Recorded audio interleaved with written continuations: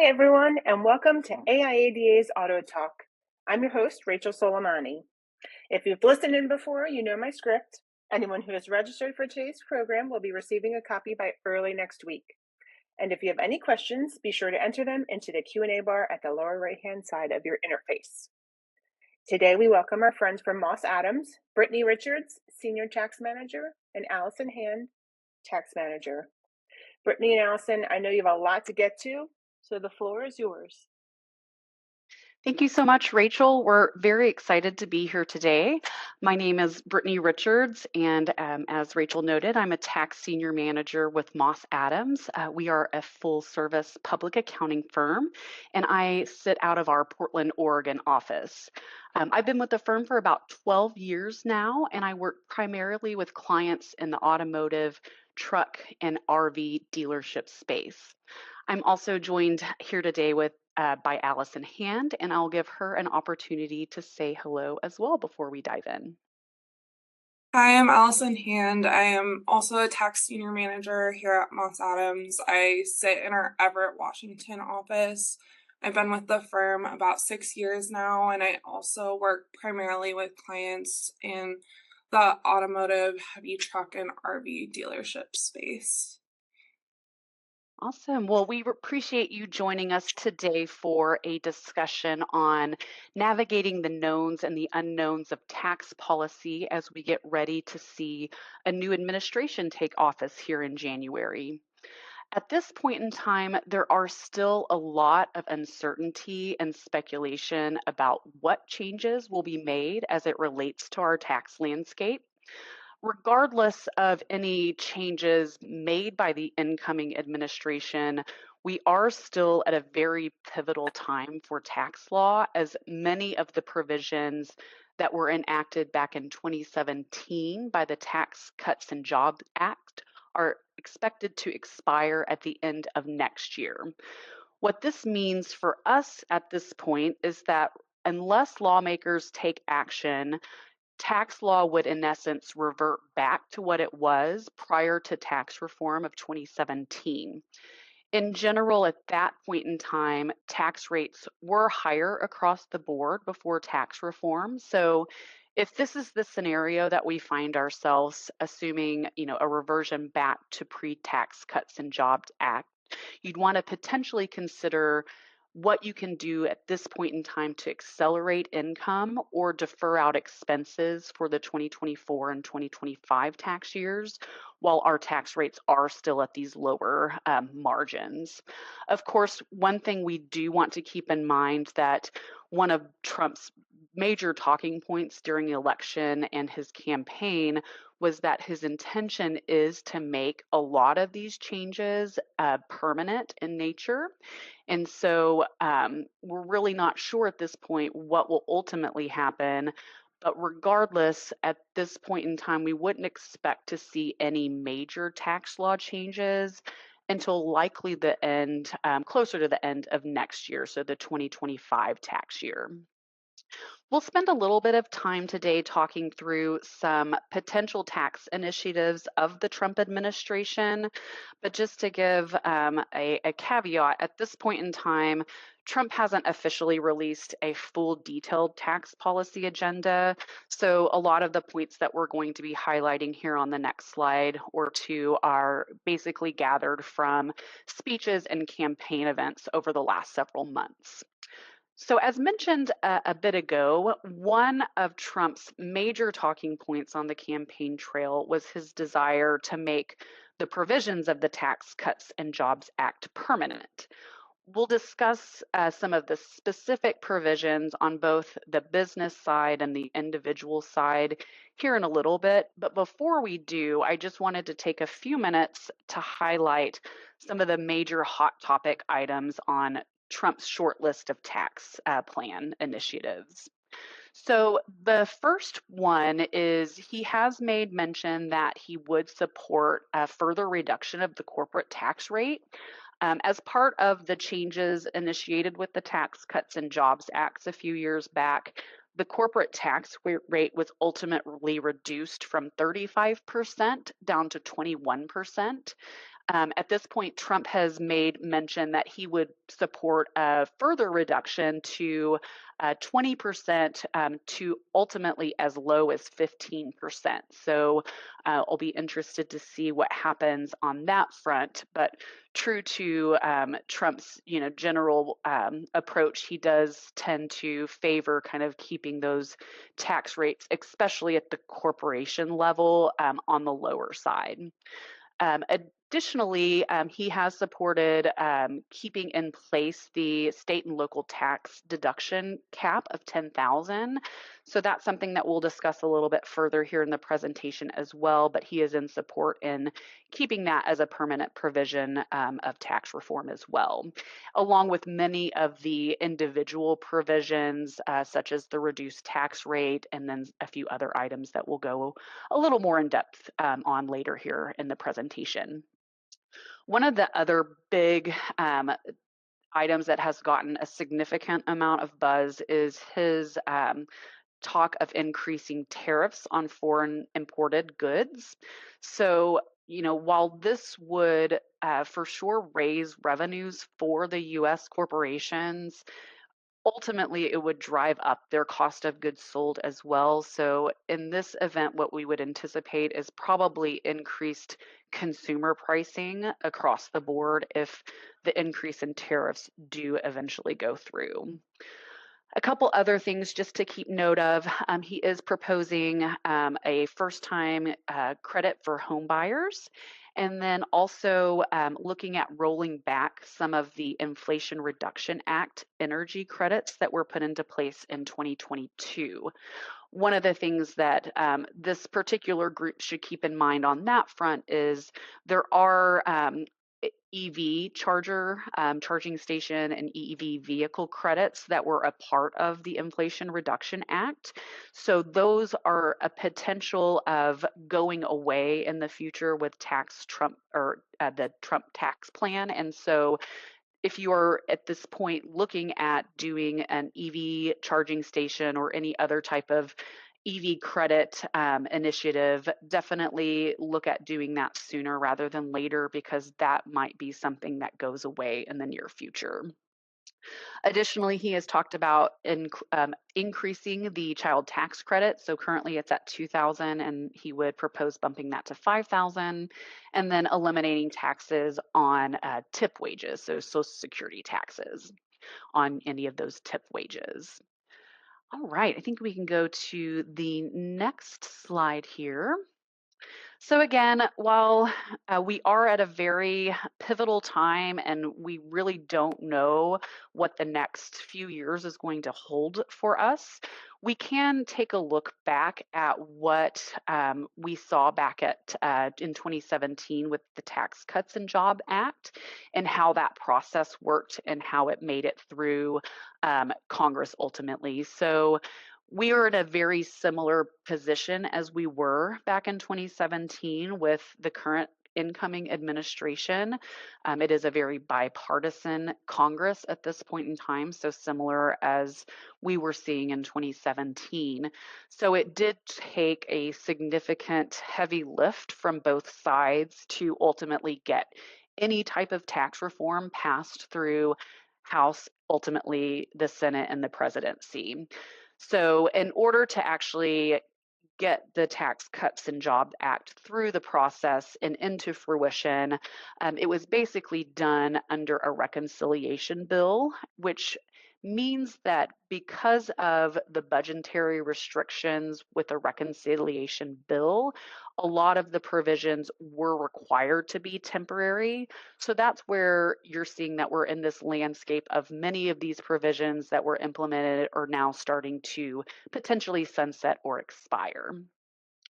So again, because ultimately the reconciliation bill that was passed through Congress was ultimately had to have some type of a revenue raising provision. So in order to accomplish that back in 2017, Congress did a couple of key things that ultimately were a revenue raising driver. So a couple of these were, first, the implementation of the required capitalization and amortization of Section 174 costs. So these are your research and development expenses, and pre-tax reform, you were able to basically expense those as incurred. However, post-tax reform, you're basically required to, in most circumstances, capitalize those costs and then amortize them over a 5-year period.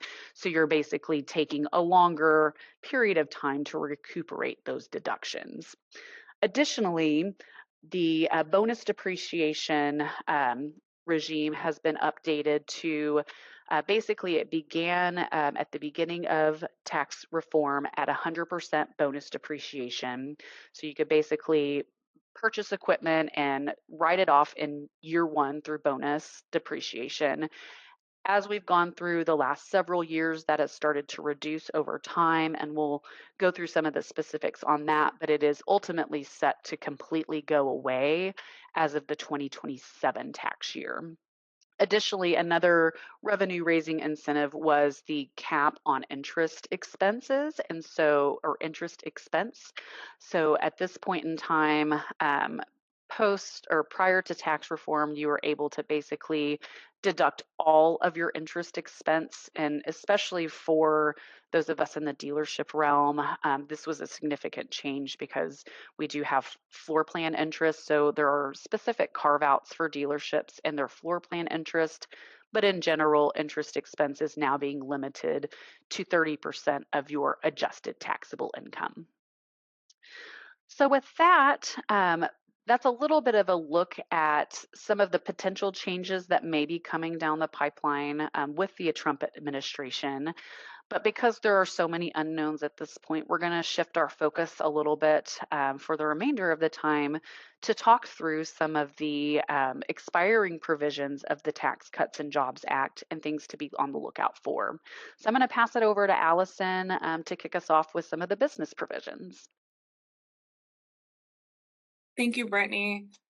So, like Brittany mentioned previously, the Tax Cuts and Jobs Act was passed through the budget reconciliation process. So, we are looking at a lot of provisions that we've had for the past several years that are set to sunset or expire at the end of 2025. So, without any tax reform passed in the next year by Congress, we're still expecting significant tax changes coming tax year 2026. So this gives you a little bit of an idea of that tax cliff that we're facing in the 2026 tax year.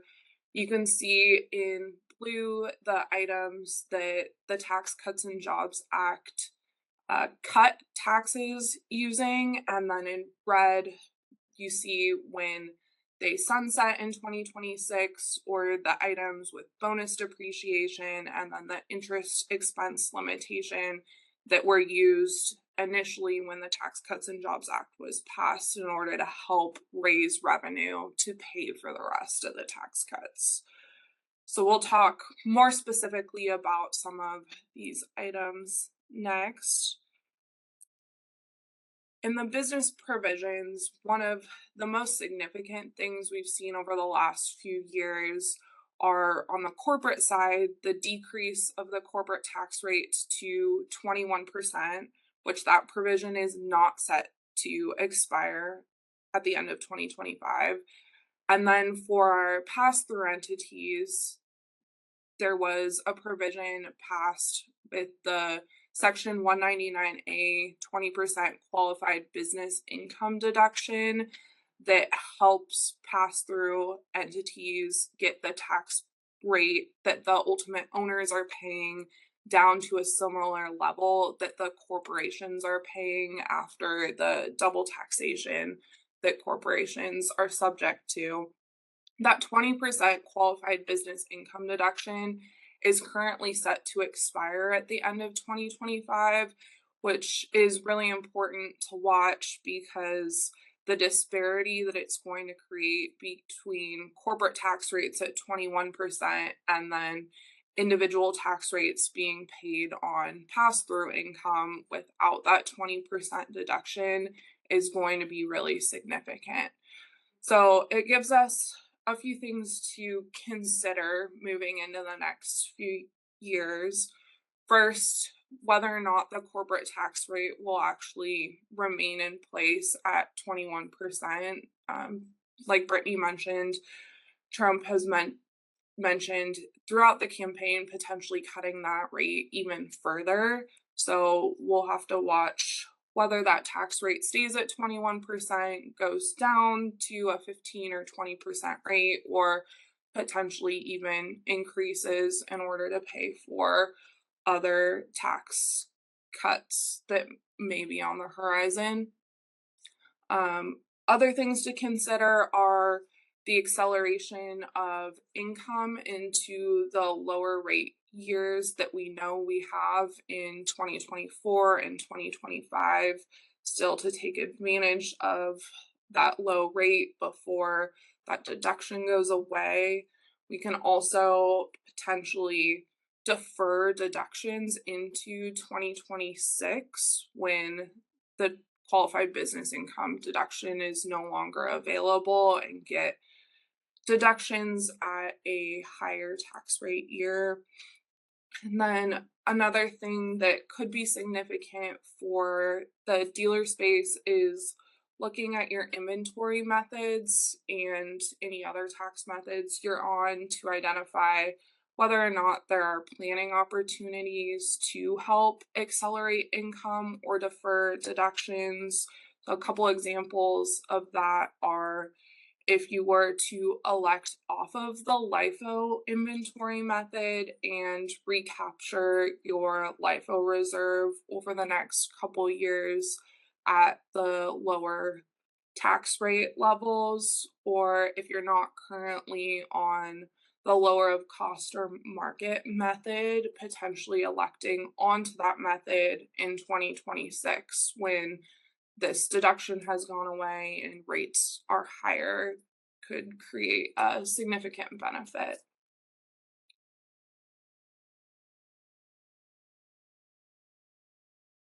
Like Brittany mentioned previously, bonus depreciation was one of the things that helped pay for the Tax Cuts and Jobs Act. So initially, after the Tax Cuts and Jobs Act was passed, bonus depreciation was at 100% for a couple of years, and we've started to see that phase out slowly. Now in the 2024 tax year, bonus depreciation is currently at 60%, and it's stepping down annually by 20% until we get to 2027. And then at that point in time, there will be no more bonus depreciation. So something to consider with year end coming, whether or not it makes sense to push additional capital expenditures into the end of 2024 to take advantage of the 60% bonus depreciation that we have available before it goes down to 40% in 2025. Another thing to consider is whether or not Section 179 is something that your dealership can take advantage of. The Section 179 is indexed for inflation annually, so the 2024 inflation adjusted amounts are a potential of up to a $1.2 million deduction, and that deduction starts to phase out or is fully phased out when you have just over $3 million of capitalized 179 eligible assets in that year. So over the next couple of years, just something to consider, the interplay between taking this 179 expense and potentially getting additional deductions as the opportunities to take bonus depreciation start to wind down. And then one other item to consider is whether or not there are large repairs that have been capitalized. that might be able to be expensed for tax purposes without taking 179 or bonus depreciation on them. There might be opportunities there just to take the full expense in the year that it's incurred.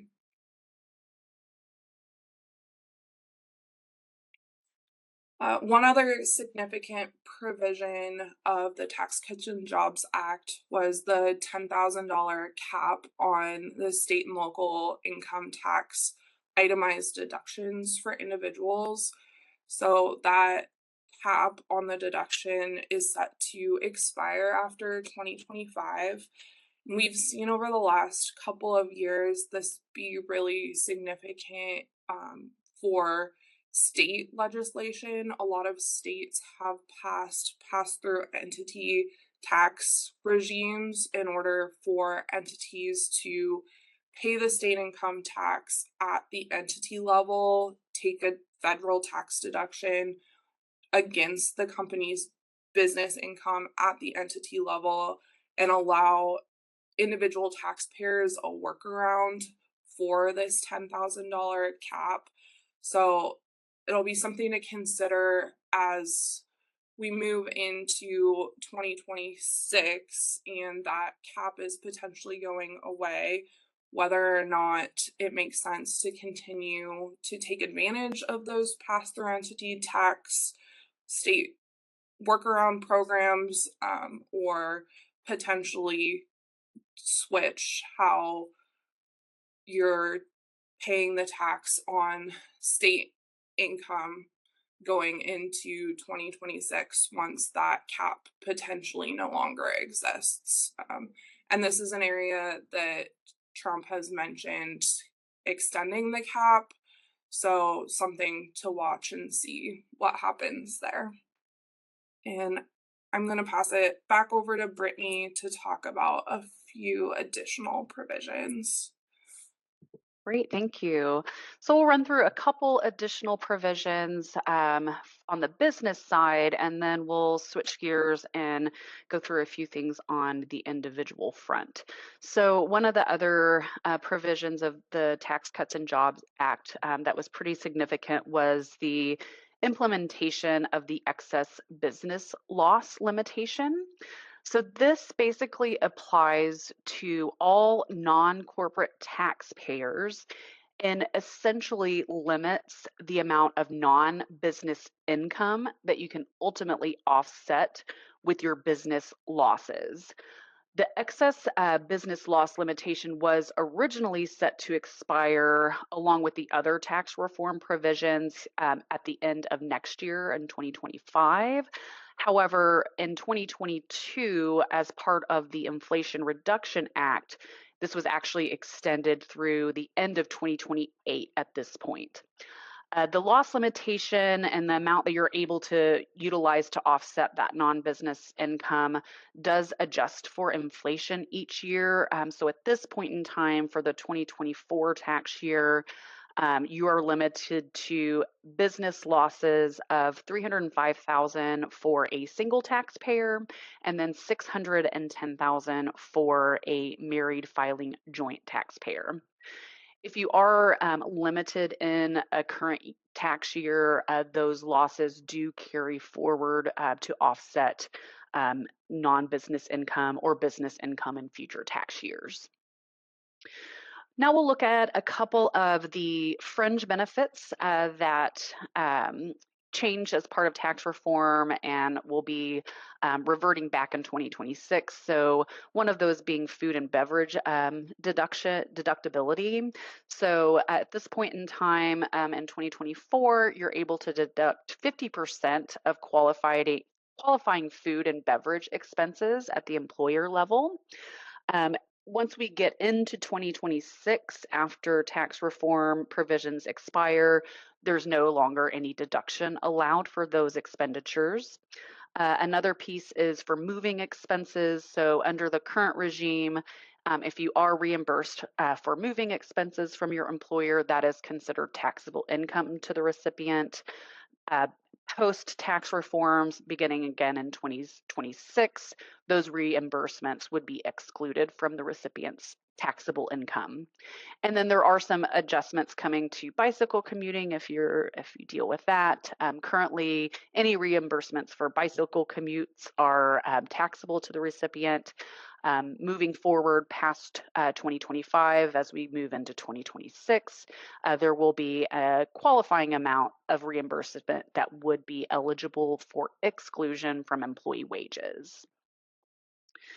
I think we can move to the next slide. So before we jump into the individual provisions, we'll just touch on a couple of notable provisions on the business front that are not set to change or expire here next year in 2025. So as Allison mentioned a little bit earlier in the presentation regarding the corporate tax rate, and then the Section 199 Cap A qualified business income deduction for our pass-through entities, the corporate tax rate is one of those provisions that is not set to expire or sunset at the end of 2025. So the new flat tax rate of 21% at the corporate level would stay in play at this point. Additionally, there would be no changes to the net operating loss limitations, which are you're generally limited to taking a net operating loss at 80% of your current taxable income. They are also expecting to continue on with the changes made under 163J and business interest expense limitations. So that will continue to be limited to 30% of your adjusted taxable income. Like-kind exchanges, those are oftentimes on the ballot for a potential tax reform item. These have been around for forever and basically allows you on a real estate transaction to defer gain if you purchase qualifying real estate for equal or greater value. And in part of the tax reform, there was a slight change to like-kind exchange qualifications where it was now limited to real property and excludes personal property. But at this point, there are no changes expected on like-kind exchange front and qualifying property. Same with the research and development expenses. So we'll still have to capitalize and amortize those Section 174 costs moving forward. And then small businesses who are under 25 million of gross receipts will still have the opportunity to participate in some of the small business accounting methods, such as the cash method of accounting versus the accrual method of accounting and other items of that nature. Then I think we have just a couple more here that are going to stick around with us for a while. So as Allison did mention on in our discussion about bonus depreciation and changes there, we do still have the opportunity to take advantage of Section 179 expensing. So as we have started to see a reduction in bonus depreciation, we've started seeing an uptick in taxpayers utilizing and taking advantage of the Section 179 expense. It's a little bit less flexible than a bonus depreciation program, but still offers quite a bit of tax advantages and something to definitely consider depending on what ultimately happens with bonus depreciation. Another thing that the Tax Cuts and Jobs Act did implement was the elimination of the corporate alternative minimum tax. So that is, again, something that will not go away with this change. Entertainment expenses post-tax reform are no longer deductible to businesses. So there's no change on that front either, as well as no change to the transportation fringe benefits and the taxability to employees there. All right, I think with that covers our business provisions. So I'm going to pass it to Allison and she will review a few of the individual specific provisions. Thank you, Brittany. So one significant item on the individual side that is set to expire, or I guess change in this case, is the child tax credit. Currently, under the Tax Cuts and Jobs Act, it is set at $2,000 per qualifying child, and then in 2026, that is set to decrease down to $1,000 per qualifying child. And one thing that's really significant with the child tax credit is not only is the credit going down, but the phase outs related to the credit are going down. So we'll start to see lower credits and also fewer taxpayers qualifying for a credit at all. So the credits currently begin to phase out at a adjusted gross income level of $400,000 for married filing joint taxpayers and $200,000 for all other taxpayers. And in 2026, that phase out will start at a adjusted gross income of $110,000 for married filing joint taxpayers and $75,000 for all other taxpayers. So something to keep in mind moving into 2026 if your income level is going to drop you to a level where you may not qualify for this credit anymore. We're also expecting a tax rate increase in 2026. The Tax Cuts and Jobs Act cut the individual tax rate to a highest marginal tax rate of 37%, and those lower rates are set to expire at the end of 2025, which will bump the highest marginal tax rate in 2026 back up to pre-Tax Cuts and Jobs Act levels. The highest rate will then be 39.6%. And another item that will raise tax rates for individuals is the changes coming to the alternative minimum tax. We've seen a lot fewer taxpayers subject to alternative minimum tax over the last few years, and the reason for that is that the Tax Cuts and Jobs Act reduced the impact that alternative minimum tax was having to individuals by enacting a higher exemption and then also increasing the income level at which that exemption begins to phase out. So these will revert back to how it looked pre-Tax Cuts and Jobs Act for the 2026 tax year. And you can see below, for example, for married filing joint taxpayers in 2024, there's an exemption allowed of $133,300 that then in 2026 will decrease to $86,200 indexed for inflation. And then the phase out, we see a very significant drop in 2024. The phase out happens at $1,218,700. And then in 2026, that drops to $164,100 indexed for inflation. So without any additional tax reform passed over the next year, we are expecting on the individual side a very significant increase to tax rates. There are also some expected changes to itemized deductions. So one of these is the itemized deduction phase out, also referred to as the PEAS limitation. In 2024, there is no limitation for itemized deductions, and in 2026, we'll revert back to having that PEAS limitation. And the way it works is that certain itemized deductions will be reduced by 3% of the amount by which the taxpayer's adjusted gross income exceeds a set threshold amount, with a maximum reduction of 80% of the taxpayer's total itemized deductions. So pre-Tax Cuts and Jobs Act, those adjusted gross income thresholds were set at $266,700 for a single taxpayer and $320,000 for a married filing jointly taxpayer. There are certain itemized deductions that are not subject to this limitation. Those include medical expenses, investment interest, charitable contributions, casualty and theft loss, and gambling losses.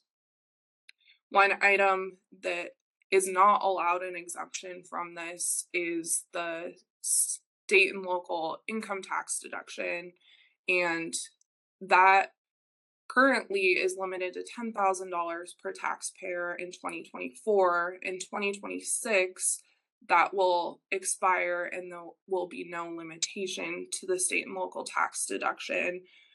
However, it interplays with the P's limitation, so you can expect for high income taxpayers that they will not get all of their state and local tax deduction because of being phased out under the itemized deduction limitation.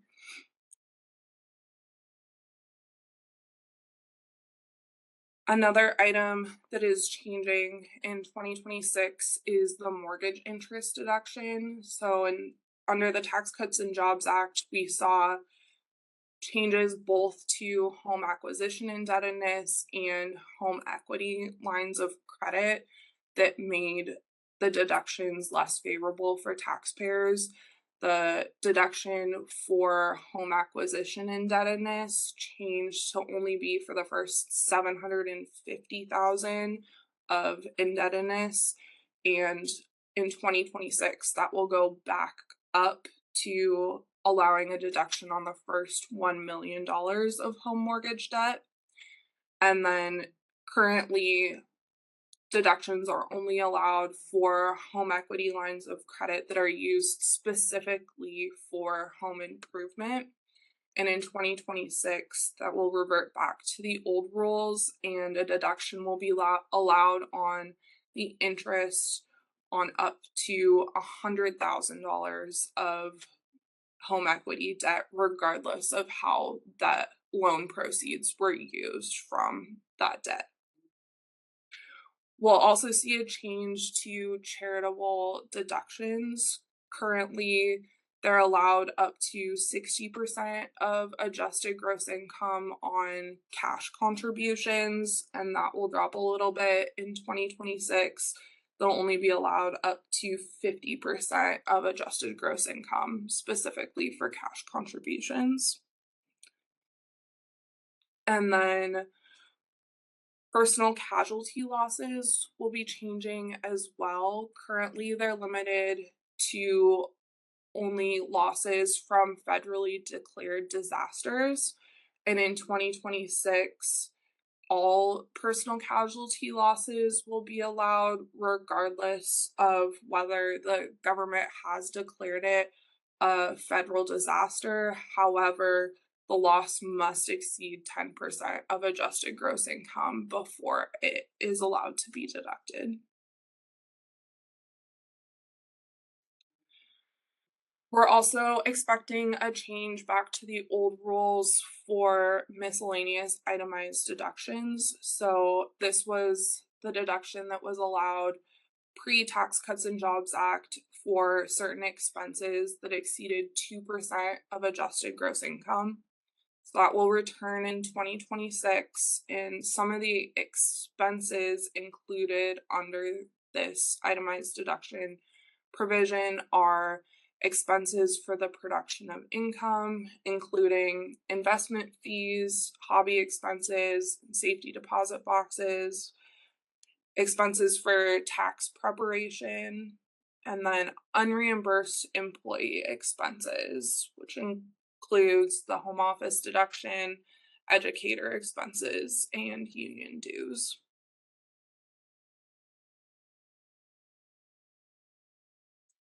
One other significant item for individuals to keep in mind over the next year is that the estate gift tax lifetime exemption increased significantly under the Tax Cuts and Jobs Act. So currently in 2024, the lifetime exemption for individuals is $13.61 million, and then for married couples is $27.22 million. And you can see in 2026, those exemptions drop significantly. So if you haven't already been thinking about estate planning and how you might put in place a plan to start transferring wealth before the exemption drops in 2026, now is a really good time to start thinking about that and take advantage of the higher exemptions. There are a couple of provisions on the individual side that are permanent and will not expire at the end of 2025. And included in those are the deduction for medical expenses, which are deductible to the extent that they exceed 7.5% of your adjusted gross income. And then the changes that were made to alimony payments. So for any divorces that happened after 2018, the payments are not deductible and the income to the recipient is also not picked up in taxable income. So we're expecting both of these items to stick around. And now I'm going to pass it back to Brittany to talk briefly about the Corporate Transparency Act. Great, thanks, Allison. So we were going to spend a little time today talking here towards the end of our presentation about the new Corporate Transparency Act and reporting requirements. However, last week there was a district court out of Texas that issued a nationwide preliminary injunction against enforcing the beneficial ownership reporting requirements. Basically, the court ruled that the Transparency Act exceeds the authority of Congress and is ultimately, in this district court's opinion, considered unconstitutional. It's our, so basically, for those of you that don't know what it is, it's basically additional reporting that's required for individuals who own 25% or more of certain small companies, so that are non-corporate large taxpayers, to provide some additional transparency to the government about business entity structures. So as part of this, it was originally meant to take effect back in 1/1 of 2024. However, there's been a lot of issues surrounding this new reporting requirement. The most recent, obviously, of which is this district court ruling in Texas. And so we do expect it will likely be appealed. But at this point in time, we are somewhat still in a holding pattern, and the requirement for reporting as of 1/1/25 has been put on hold. So we're not really sure what it will look like as it goes through the appeal process. It could be something that, if deemed constitutional, could be retroactive to the 1/1/2024 timeframe. So this is something that you'll want to make sure you stay in the loop on and be discussing with your legal counsel as further developments are made on this front. So I think we can skip that one for now. As we wrap up here today, we have a few minutes left. We just wanted to take an opportunity to once more highlight a few next steps and planning opportunities as we are approaching the end of this year and planning for the upcoming new year in 2025.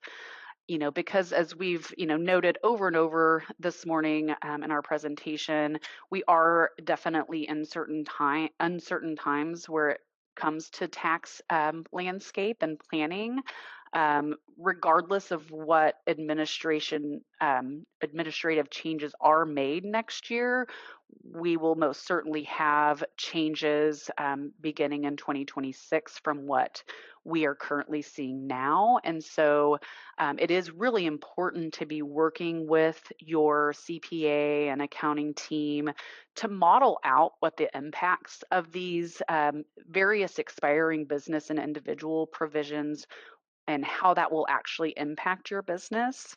And then, of course, as we begin to hear more and find out a more detailed tax plan from the new administration, it'll also be important to analyze how that will change and to really start thinking through whether it makes sense to accelerate income now versus um, in the future, depending on where tax rates go. So a couple of, ideas that we mentioned that I just want to touch on again here as it relates to deferring, expenses or accelerating income to take advantage of kind of our low tax rate environments would be to consider if you are having large capital expenditures planned for the next few years. Take a look at what it would be to elect out of bonus and that initial accelerated depreciation, because you might want to have some cost basis to be able to deduct, in future years where we may be in a higher tax rate environment. Additionally, as Allison mentioned, looking at your inventory valuation methods. So there's a lot of tax strategies that you can factor in when valuing your inventory for tax purposes. So whether that be looking at if you're on the LIFO method of accounting currently, looking at electing off of that and kind of picking up that reserve into income now when tax rates are low, or whether that's considering if you're not on an official lower of cost or market black book write down on your used vehicles, consider maybe implementing that in the future as if we do see tax rates increase. And then one final note, I think just wanted to put a plug in for is, as we were talking through on the last couple slides on the individual provisions, we are at a very, very pivotal time from a succession planning and estate planning standpoint. So to the extent that you don't currently have a solid succession plan or estate plan in place, now is really the time to make sure you have that dialed in and to explore your estate and gifting options while we have a very significant lifetime exemption. So as we noted on the previous slide, at this point, at least through the end of 2024, it's 13.61 million of an exemption at the individual level, which equates to about a $27.98 million lifetime exemption for married taxpayers. And so they will adjust that again for inflation in 2025. But again, unless something significantly changes and lawmakers take action, that is set to reverse to about a 50% reduction in 2026 and moving forward. So now's the time to revisit your estate plan and make sure you have that dialed in. And with that, I think that about wraps us up for today. Allison, did you have any other planning items or notes that you wanted to provide before we sign off for the day? I think we got it all covered, Brittany. Awesome. Well, Brittany and Allison, thanks so much for joining us today. There's a lot of great information here and still a lot more to come, I'm sure. We're already looking forward to having you back next year to help us through whatever comes down the pike. We will be excited to give more information as more information comes our way. And there'll be a lot of exciting things over the next year or so Absolutely. on the tax landscape. hmm Again, you'll all be receiving this presentation and recording by early next week. Join us back here on Tuesday, December 17th, next Tuesday, for our last webinar of the year, 2 p.m. Eastern, as Cox Senior Economist Charlie Chesbrough gives us his quarterly update and what's on the horizon for 2025. Thanks for tuning in and have a great day, everyone.